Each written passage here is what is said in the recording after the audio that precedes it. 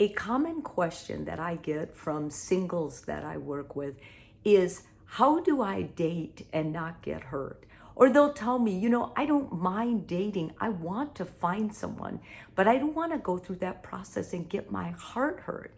In other words, I don't want to lay myself vulnerable in a position that may potentially be turned against me and tear out my heart.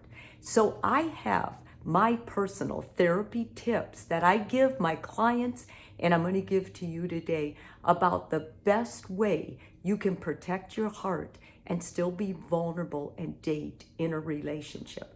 The first of these, take things slowly. I cannot say enough about that. Most of the problems I've seen with couples who are dating and fall madly in love is they went too fast, especially with the intimacy. If you want a better chance of a good relationship, delay the sex and develop the friendship. I think I've said that before, and I can't stress it enough. If you've got an idea that by the third date you should be making love, that's really an idea that's going to sabotage you, and it's going to hurt your heart if it ends. Secondly, find somebody who shares your values. Those values are those core things. They are not superficial. They are not the way you look. They are not, what you like to do for pastimes. Those are called commonalities. Those are called hobbies.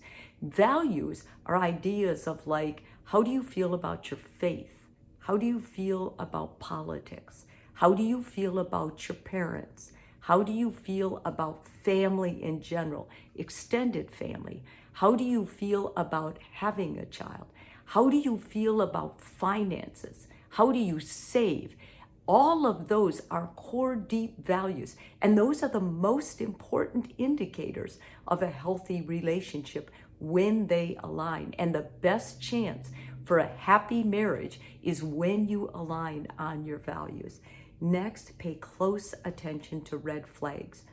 A lot of times what happens is we hear things, especially when we're dating, and we go, oh, I'm not going to get too into this. It was really a nothing. It is a nothing, especially when, it is a something, especially when you're dating, because when you're dating, you're seeing the best of that person. And if you notice red flags, they're cruel to a server, or they talk badly about their parents, or they talk badly about their siblings, or they're estranged from their siblings, or they've stolen before, or they shoplift, or they drink, or they do occasional drugs. Those things are red, blatant flags, and you must be aware of them, and you must confront them if this is a relationship worth working on. If it's not, then just don't make it into anything and don't plan to stay in the relationship. Do not settle.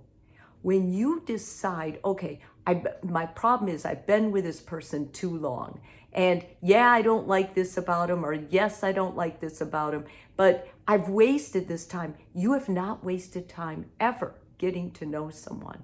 Even if you've stayed committed to the relationship because you thought these things would work out, but they didn't, do not settle. What you feel is strong, important to you. Let's say things like your faith. Let's say things like your family. You hold firm to those. And I don't care how good the partner looks, don't settle and think it's going to get better after your relationship is stronger.